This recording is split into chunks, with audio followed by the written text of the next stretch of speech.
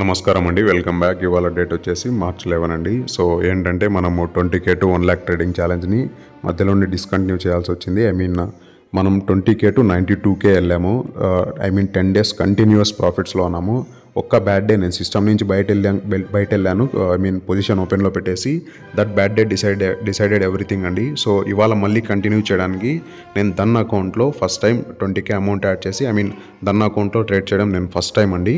So ఇవాళ 20K add చేసి ఈరోజు ఫస్ట్ డే అండి. సో ఏంటంటే ఐఎమ్ నాట్ హ్యాపీ విత్ ఏదైతే మనం 8th డేలో 9th డేలోనో మనం గ్రో గ్లిచ్ వల్ల 5K ఎర్న్ చేసామో దాంతో నేను హ్యాపీగా లేనండి. బట్ ఈ 50K ఏదైతే లాస్ అయిందో జస్ట్ 1 డేలో, దీంతో నేను చాలా హ్యాపీగా ఉన్నానండి. రీజన్ ఏంటంటే మనం సిస్టమ్ని ఫాలో అయ్యాము. బట్ మనము స్టాప్ లాసెస్ తీసుకోలేకుండా పోయాము ఆ రోజు 9th డేనా. సో ఆ రోజు 5K ప్రాఫిట్ వచ్చింది అయినా, but I'm not happy on that. So ఏంటంటే దీంట్లో మాత్రం ఐఎమ్ సో హ్యాపీ అండి. 50Kలో నా తప్పు నేను యాక్సెప్ట్ చేశాను కాబట్టి I'm so happy with it. 50K loss అండి, నేను మళ్ళీ ఎండ్ చేసుకోగలను.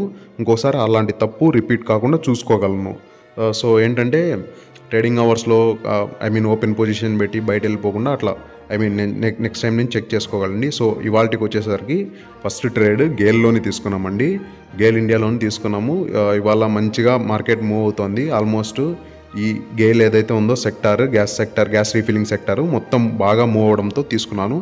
జస్ట్ 40 పైసా టార్గెట్తోని రివర్స్ అయిపోయిందండి. ఇది just 40 paisa target. Imagine almost 1200 rupees profit చూపించి జస్ట్ 100 రూపీస్ ప్రాఫిట్ దగ్గర రివర్స్ అయిపోయింది. సో పర్లేదు, మనం సిస్టమ్ని ఫాలో అయ్యాం.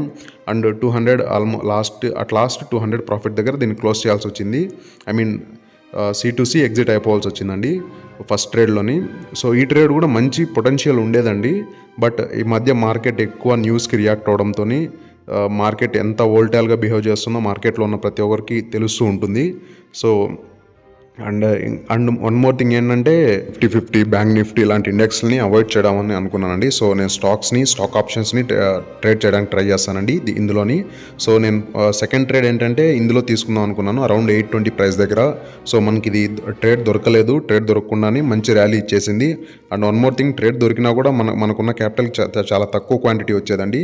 సో థర్డ్ ట్రేడ్ ఇందులో సెకండ్ ట్రేడ్ తీసుకుందాం అనుకున్నాను. నెక్స్ట్ తేజస్ నెట్వర్క్స్లోని, అందులో మిస్ అయిపోయిన తర్వాత సో అందులోనూ మన ఎంట్రీ ప్రైస్ ట్రిగర్ అవ్వలేదు.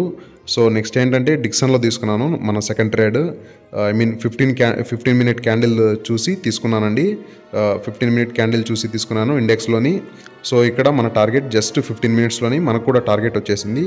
సో ఇవాళకి 2 ట్రేడ్లు చేసాం మనము. గేల్ ఇండియాలోని డిక్సన్ 10,500 పుట్లోని, గేల్ ఇండియాలోని C2C ఎగ్జిట్ అయిపోయాం. 276 రూపీస్ ప్రాఫిట్ చూపిస్తుంది.